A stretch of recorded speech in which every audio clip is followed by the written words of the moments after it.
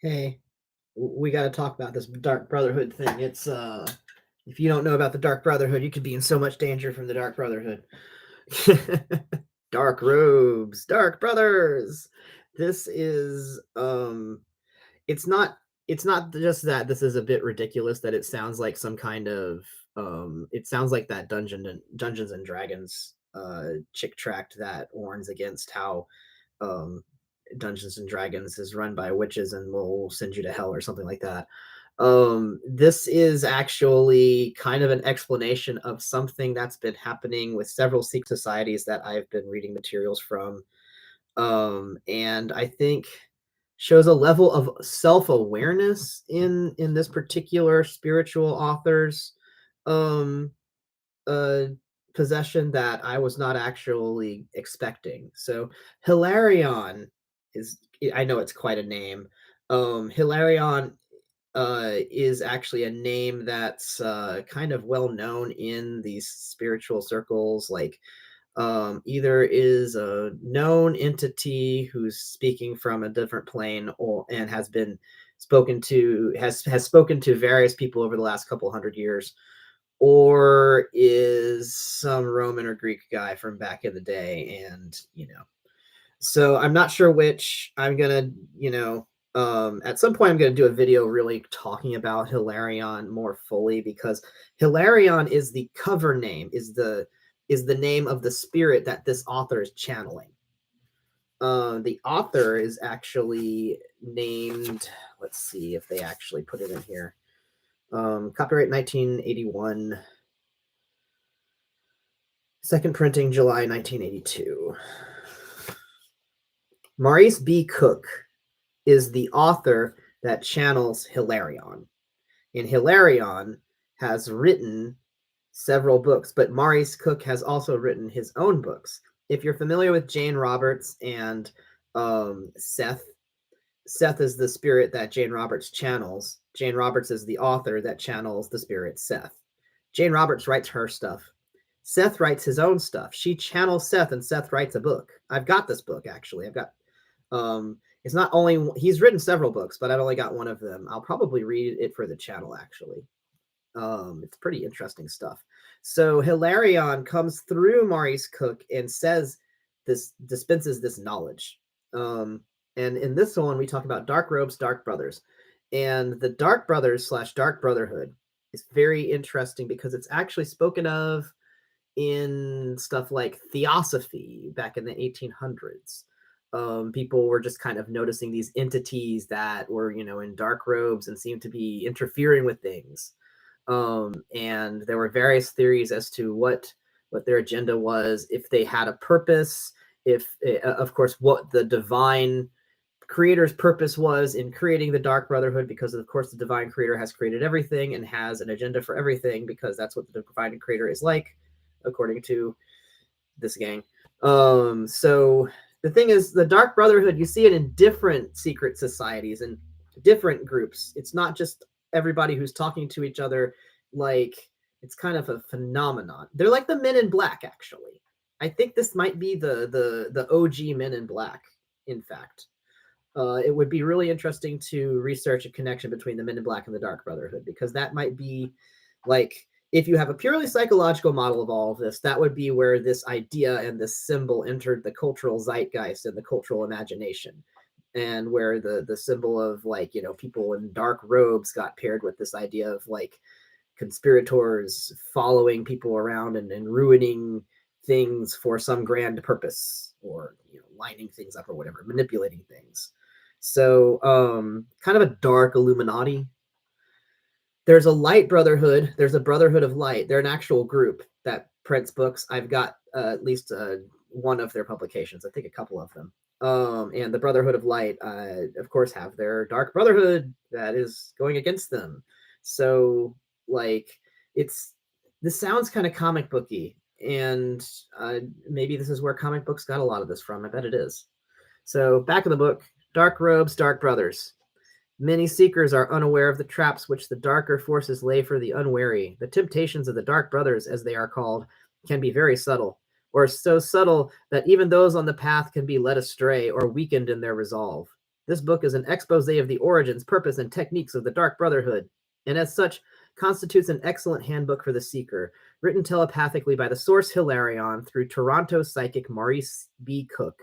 It lays out in plain language the means by which the forces of darkness attempt to draw human souls into the downward spiral. Though short, it is crammed with detailed information and clear explanations regarding the powers that oppose man's spiritual progress. The seeker will view life with different eyes after he has read Dark Robes, Dark Brothers. Heck. So, I think whenever I do the audiobook reading of this, I will read the cover, read an expose of the methods, origin, and purposes of the spirit of the entities that oppose man's spiritual progress by Hilarion. I'm going to read the back material after that, at least this part up here. Now, there's something called the Hilarion series. I'll probably read that after the audiobook. There's more books in the series. I've got 3 or 4 of these.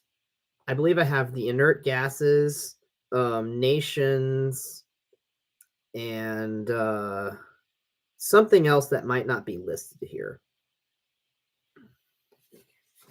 Nations is all of his prophecies regarding what's going to happen with geopolitics, and they're prophecies made in the 80s, so it's quite interesting to read them because we've got a span of like 40 years to see if it came true. Like, FYI, it doesn't really matter if a prophecy came true or not. Like, it more matters that you looked. I don't know. What I mean is, if you hear about a prophecy, and you will actually hear about many different prophecies. Like, think Nostradamus is huge in literature. There's a lot of prophecies that he made that we've never really known if they came true or not. So if you have something that's a prophecy, if you don't know when it's going to come true, then or if you just don't know if it ever came true, then research is going to be what helps you find that out. Like, sometimes people get prophecies for things that don't even happen until after they die. So they're not going to tell you whether or not it was validated. They're not going to be around for that part. So yeah, prophecy is a very interesting field of study because it's got a lot of ambiguity, but it's like a kind of forecasting. And science fiction is a type of forecasting. It's very interesting to see what in science fiction was predicted to actually come to fruition in the future. This is kind of like psychic fiction, but I guess not fiction. I guess that's the one thing, is that science fiction also serves the purpose of entertainment, and fiction parallel to that, whereas the psychic literature, it doesn't have that fiction factor of entertainment. However, I would say that the nonfiction factor of entertainment is maybe even better. So, introduction. This short booklet suggested itself to me as a result of certain experiences I had with respect to the negative forces which seek to hinder the spiritual progress of mankind. The existence of these forces is well known in many religious writings, including the Christian scriptures. However, there has developed in this century a tendency to minimize the importance of these forces, or even to deny outright that they exist. Because of my conviction that they do exist, I wanted to bring to the readers of the Hilarion series some additional insight into the nature and techniques of the Dark Brotherhood, as it has often been called.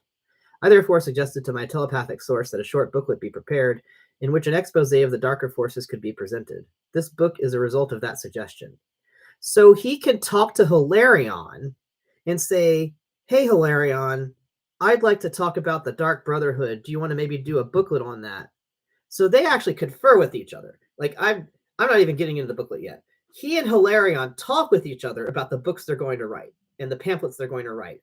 And they actually plan these things, because what I had been kind of perceiving before was that Hilarion just beams something to him and he just writes it all down.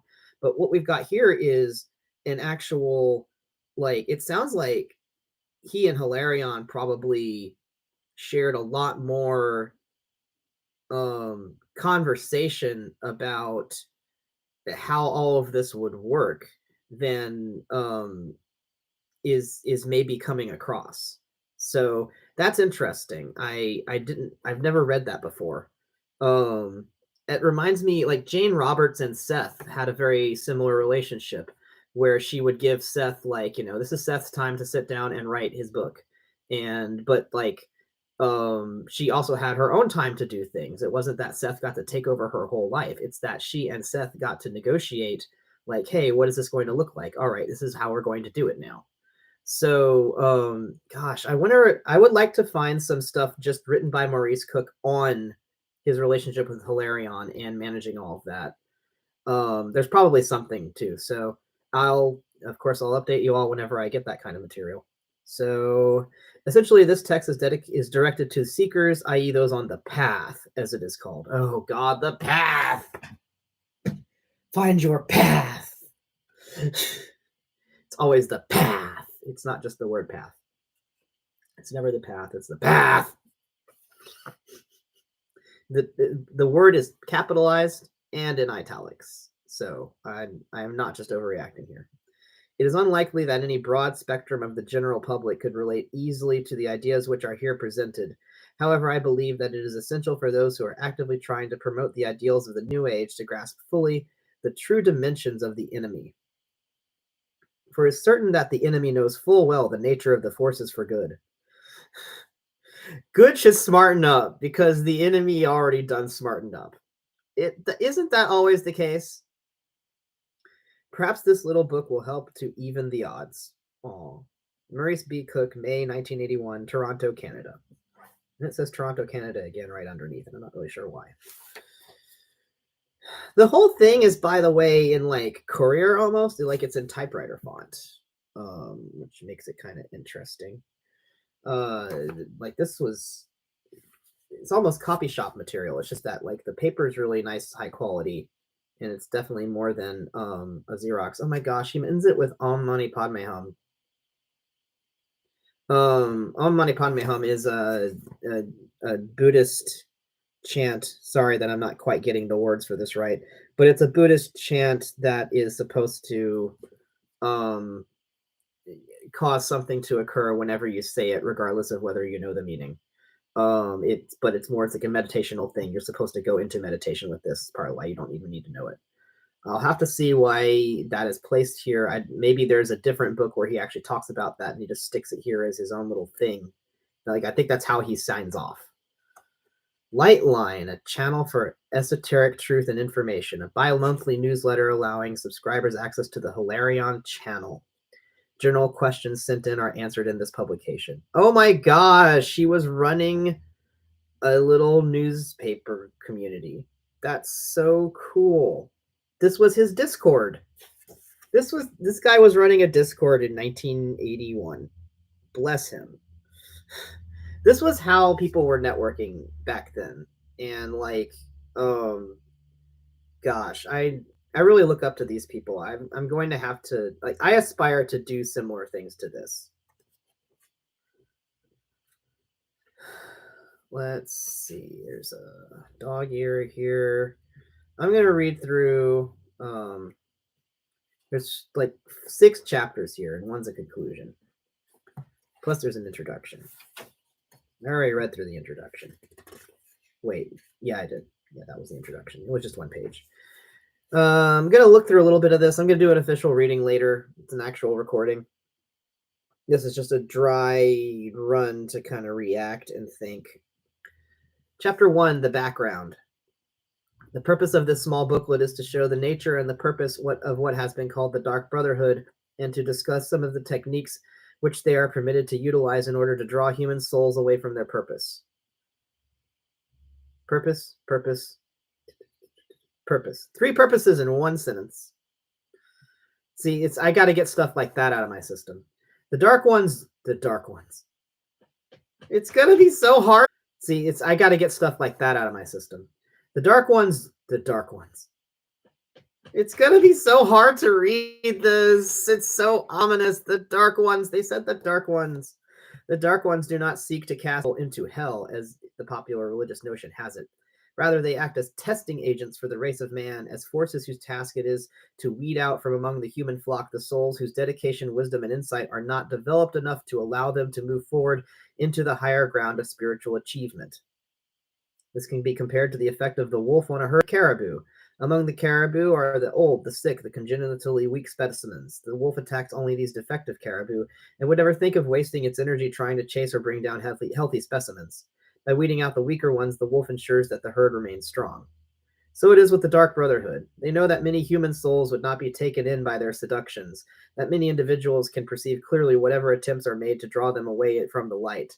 But they know too that multitudes of incarnate individuals on the earth have allowed the attractions of pleasure and materialism to sway them, have permitted the negative emotions of hatred, resentment, grief, worry, and self-pity to cloud their days. And it is against these stragglers that most of the Dark Brotherhood's efforts are directed. They can only influence those who allow them the necessary access, and they would not waste their kind of just sounds like they're predators who go for low-hanging fruit. So look out for people who are going for low-hanging fruit. Don't become low-hanging fruit. We will speak first about the origin of the entities which we call the Dark Brothers. The phase of the human race is far different from that which is the early phase of the human race is far different from that which is believed by scientists. Oh boy, sit back. Mankind thinks that he evolved upwardly from unicellular creatures which appeared in the primeval swamps of a slowly cooling Earth many hundreds of millions of years ago. It is true that a number of simpler animal life forms were allowed to develop through natural selection from such primitive beginnings, but we stress that the evolutionary process as outlined by Darwin and others is an extremely limited technique for the development of life forms. Almost all of the forms that evolved through natural selection from unicellular creatures are now extinct, and those that have continued to the present are mainly of the lizard variety, all being cold-blooded creatures of relatively simple metabolism and with no prospect of ever evolving into forms capable of the emotional or mental experiences of man. All right, coming in hard. By contrast, all warm-blooded life forms on this planet have been seeded onto the surface of the planet and originate in other parts of the galaxy. Oh, important. This is before it is popularized that dinosaurs were warm-blooded.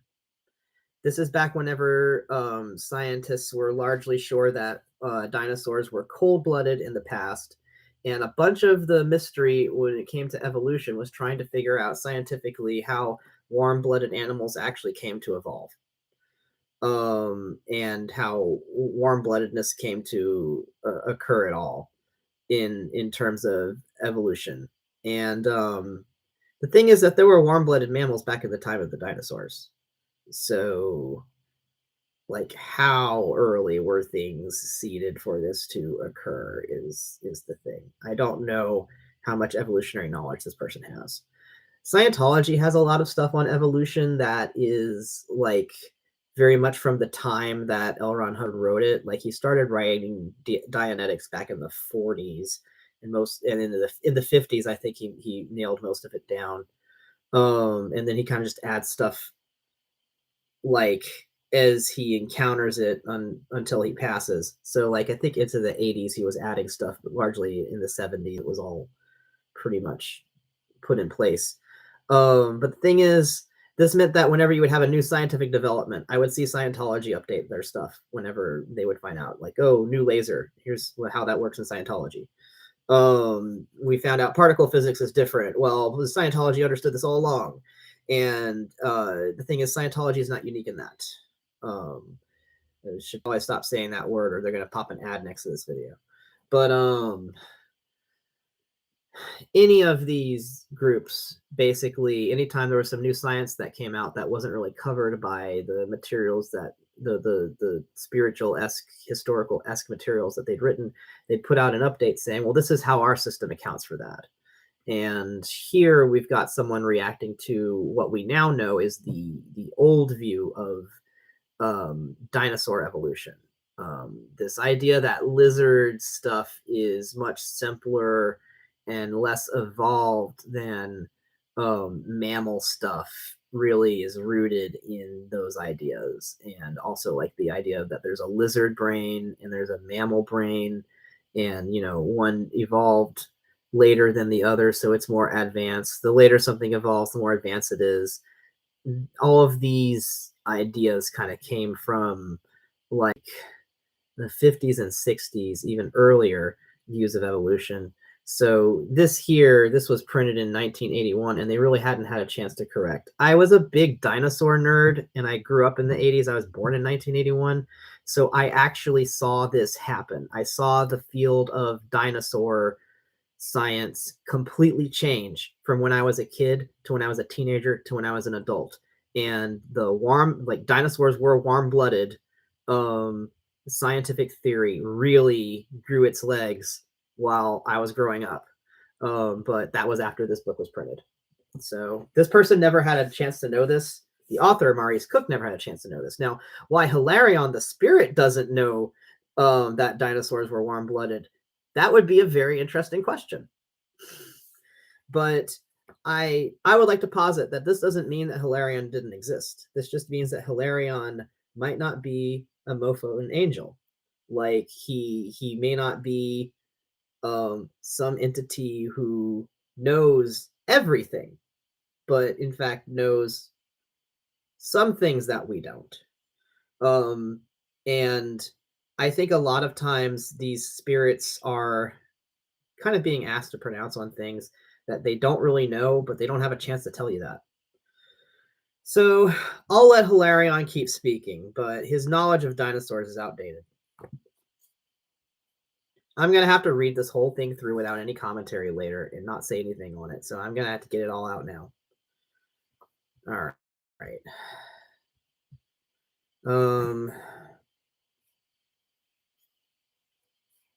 By contrast, all warm-blooded life forms seeded onto the surface of the planet and originate in other parts of the galaxy. In many cases, specimens were deliberately brought to Earth in space vehicles and left to procreate on their own. This was the case for most of the early root races of man. Yep, it's probably they're going to talk about like 4 of them or something like that. Although in at least one case, a root race was developed on the Earth itself by genetic engineers who were from another star system using certain techniques now recognized by man called cloning. That's Adam and Eve. Adam and Eve is regarded as cloning in any of the materials that are written around this time. We have digressed briefly in order to sketch the real beginnings of man on this planet because it is important to realize that man has been the recipient of many additions and inputs from other levels and other parts of this galaxy. One of the most significant additions to humanity occurred hundreds of thousands of years ago when entities from a higher plane, an astral one. Okay, here's the problem about saying they came from a higher plane, an astral one. Do you know what the astral plane is? Well, do you know what the word astral is? It means stars, of the stars. What's a plane of the stars? We call that space. The astral plane is basically space. So when you say entities from a higher plane, an astral one, well, yes, space is technically a higher plane from our perspective because you have to go up to get there. But that doesn't mean anything. Something coming from space doesn't mean anything. I know that he may think that he means this differently, but I honestly think that the astral plane is space because where the heck else could it be? And whenever people are saying planes, I don't think they realize that plane was actually a way of referring to planet in older materials. And so when they're referring to planes, they mean a planet, that there's like a theoretical planet that exists. The celestial spheres, those are planets. Either the celestial spheres are planets or they're the actual orbits of the planets, and the planets travel amongst the celestial spheres because they're imagining that the planets have a spherical path around the Earth or around the sun, depending on when this is being written. So the celestial spheres, all of this is space stuff. So it's not some kind of weird transcendent woogity plane that's invisible in the quantum realm over in limbo. It's not that. It is outer space. It physically exists, and planets are real. And the material has actually been trying to say that all of this time. So by the time it gets to the 80s, they have lost track of the evolution of the language, and they start thinking that all of this is psychological in the same way that astrology got rewritten to be astrological, or astrology got rewritten to be psychological around the turn of the 1900s because astrology astrologers basically got written off as vice peddlers. So doing the old type of astrology where you analyze someone's astrology to find out what's wrong with their kidneys got illegalized, but analyzing someone's personality and saying, well, this is like, how you think according to my little system, that's not illegal. So the thing is, once astrology kind of hit that conversion point in the early 1900s, we started losing a lot of the legacy knowledge in astrology that was actually astronomical, and was actually like physical and correspondence and all of that. Like um, all that approach got filtered out and lost. So this is written kind of in a period where the knowledge has already kind of faded and people are getting the wrong idea. And I think that the Dark Brotherhood in general is the wrong idea, because I'm pretty sure the Dark Brotherhood is just people showing up who you don't expect. So I'm saying all that, but I could be totally wrong. At some point, I'm just going to read this whole thing through and it'll all be recorded and people can make their own judgments. So I like to just be able to say stuff. Let's see. The 5 tests for seekers. I'm just skipping ahead. Let's just skip ahead. Let's go skip ahead. We have spoken in earlier books about the symbolism of various areas of the human hand, and in particular about the 5 fingers. We have explained these symbolic body parts as they relate to the average person, i.e., not on the path. However, for seekers, the 5 fingers have a particularly important meaning in terms of the tests which they must undergo, and it is our purpose here to elaborate on these tests. While the Dark Brotherhood does not play a direct part in bringing these tests to bear upon those who have tackled the path, they do try to drag the seeker away from his resolve and to lead his steps into error as he undergoes these particular trials. For this reason, the inclusion of this material in this present book, we feel, is justified. The main meanings of the fingers, as they apply generally, are as follows. So I didn't expect to be getting into this, but so here's some hand stuff. Thumb. Energy, will, the self, with the basic lesson being the ability to turn the other cheek when presented with aggravating circumstances or provocation. Forefinger, the area of faith not only in a God, but in the whole concept of realities higher than the material plane. You mean in space?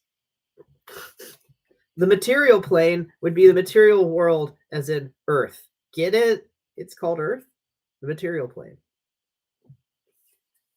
Middle finger, the self-image or self-picture, this being normally tested by throwing the individual on his own in terms of his personal relationships. Ring finger, the area of money.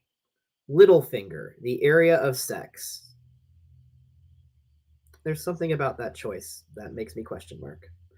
Now, the tests for seekers are in several cases directly derivable from the foregoing list. For example, the tests of sexual indulgence and of money are always presented to the seeker at some point on his path. Let us be more specific. When one embarks on the path, there is a phenomenon which tends to lend him a greater allure or attractiveness than he might have had previously. In most cases, the attractiveness is not directly from any increase in personal magnetism of a sexual nature, but rather because the fact of having taken up the path automatically calls into the person's aura an additional factor of power and knowledge.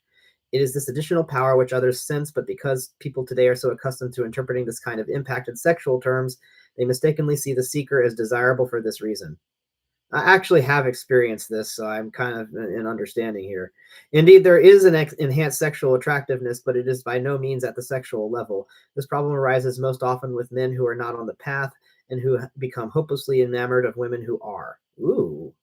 In most cases, the woman will sense that the suitor has somehow misjudged some quality of hers, but few women will fully understand the dimensions of the situation and just why they appear so attractive. We hope that what we have now explained will allow greater insight into this kind of problem.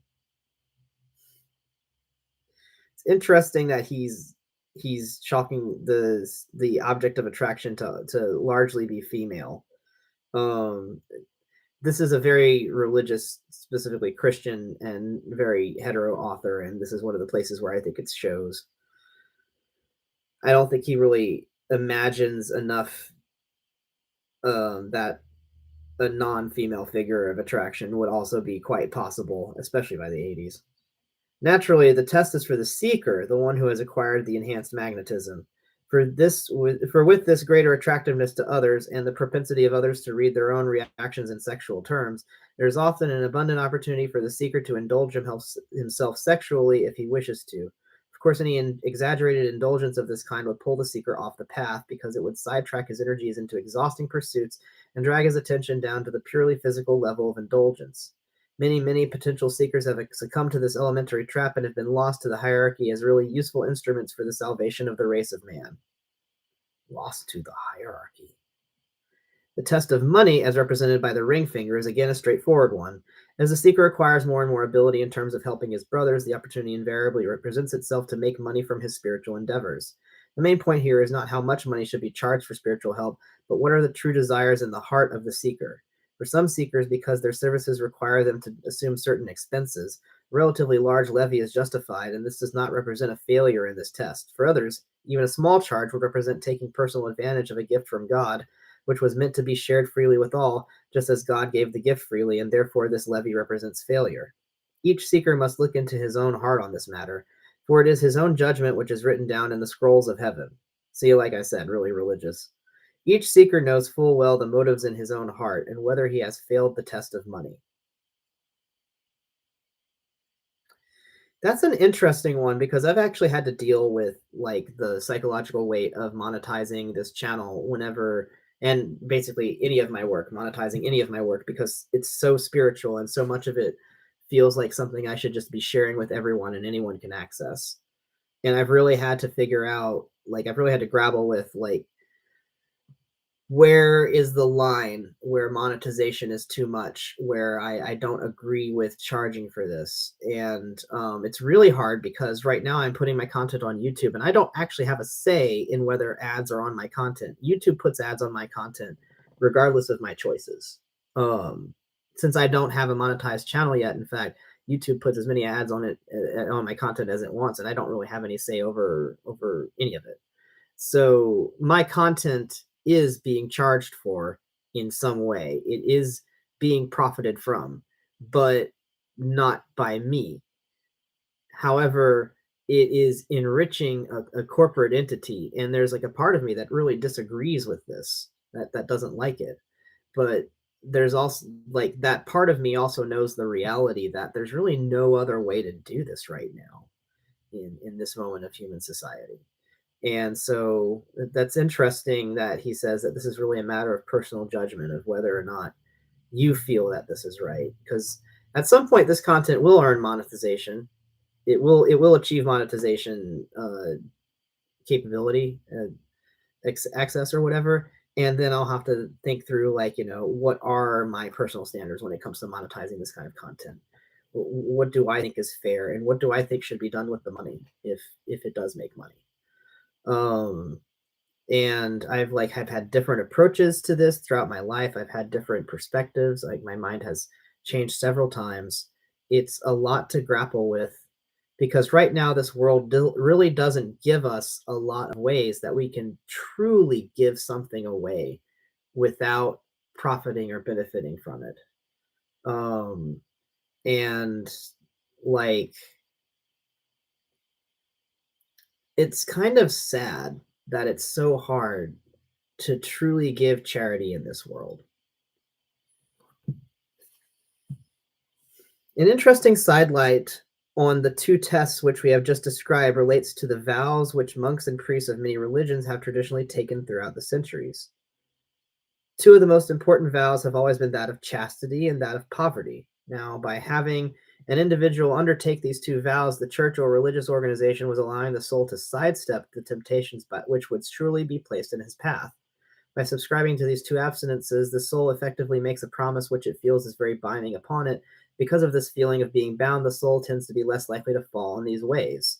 Of course, for some whose resolve and self-control are insufficient, even these vows fail to keep them from transgressing. But for the majority, the result of a life lived in the cloister of the trappings of formalized religion is to put off the running of tests till a later life. Now, in many cases, this is precisely what the soul needs. This is something that was written before the controversies in several churches came to light, because I would say that in this lifetime, many priests are being challenged to not transgress, and many of them have failed in that challenge. The priesthood has not at all protected them from having to make that choice. Um, Now, in many cases, this is precisely what the soul needs. Perhaps there has been great overindulgence in sexual pleasure, say through a series of previous lives, but the soul wished fervently to be allowed to begin a path of service to mankind so that it could prepare for an even greater service later. So the decision was taken to have the soul project a personality into conditions which made it likely that he would be attracted to the cloister or pulpit. This would allow the soul to get an early taste of the devotional life without the danger of being pulled down by the old temptations. Oh, if only. But life as a priest in these days is more about politics than it is about any of this dedication to the cloth thing, in my opinion. And it's way more about access to money and school than it is about anything else. This would allow the soul to get an early taste of the devotional life again. Thus, the taking of religious vows discussed above is in most cases not a final solution. It is merely a suspension of those particular tests until a time when the soul feels better able to meet the temptations and overcome them. The true passing of these tests, of course, results when one meets the temptation squarely and does not allow his experience in either area to draw him off the path of service. The solution to the sexual temptation is to see sexual reality in its true light and to allow it to be part of the life pattern if such appears called for. To deny the physical expression of affection between two souls when such is a natural outlet for love energies is, in many ways, just as much of a contortion as the overindulgence in sex for its own sake, purely for pleasure motives. The trick is to find balance and to experience all facets of life with an understanding of their true essence. Hey, where'd the Dark Brotherhood go? Turning now to the middle finger. We explained previously that this digit represents the area of the self-image. Many souls do not have a strong or positive self-picture. They are unhappy with their own essence, and this reflects in the personality, which tends to develop feelings of inferiority or worthlessness. Now, it is unsuitable in the extreme for any seeker to lack a positive self-image. He must be happy with himself for the simple reason that the path which he is electing to tread is often a lonely one. He will be called upon to walk it alone for certain periods. I think I'm going to go over this hand thing in its own very specific video. Um, because it's pretty interesting and it would be really neat to kind of break this down as its own thing. Chapter 6, Conclusion. Out of all the billions of planets and satellites strewn throughout this galaxy like cosmic dust among the living bodies of the stars, a crucial drama is being enacted on a single one, the Earth on which you are living. The drama is that of separation, the separation of the nobler from the baser fraction of humanity. When the final decision in the heart of each individual can be put off no longer, when each must make his choice either for or against his own spiritual advancement, that is when the race of man will crack in two. It will be a wrenching experience deep in the soul of billions of humans, for they will be the ones who must be separated forever from others whom they have loved through many lives. Oh, it feels like 2020. 2016 to 2020, that's what that feels like. The time of that choice fast approaches. In the few years that yet remain, much can be done. Many can be salvaged from the dissolution which awaits those who cannot set their feet upon the upward path. That dissolving, though it will not obliterate the essence of any soul, will remove the uniqueness that so many lives and so much effort have created. And the ones that are drawn back into the common pool will never see their more advanced brothers again out of the same eyes. Evolution versus devolution. Interesting. It's really interesting to think on, considering recent events. The Dark Brotherhood wishes to promote the split so that the greatest number will have failed to move forward into spirituality and light. We are seeking to bring as many as possible into the love and radiance of the new age of man. You who are reading this book can throw your energies behind either side, for that is your choice. But it is now that you must decide. It is now that the human race cries out for help. It is now that the dedication and pluck of the seekers is being tested. Do not fail the race. Do not fail your brothers, for then you have failed yourself. No pressure. May the peace and blessing of all the higher beings who care for humanity's struggle be with you forevermore. Om Mani Padme Hum. Good luck, no pressure. So yeah, this is a bit spoken from the mountaintop, in my opinion. But all of Hilarion's materials like that, it's very like highfalutin. I still think it's written with the best intent at heart. So I will do a full read of this at some point. You will see a Dark Robes Dark Brothers video that is all this, and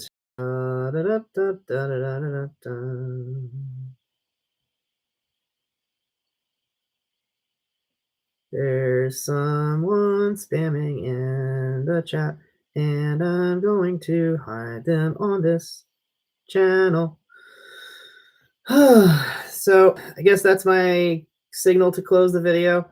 Look forward to the book. Probably do actually a couple videos based on this. I really want to do a concept video on Dark Brotherhood. I want to do a video about how it's not the thing for Skyrim. I wonder how many people will end up clicking on these Dark Brotherhood videos because they think it's Skyrim. That would be really funny. Anyway, later.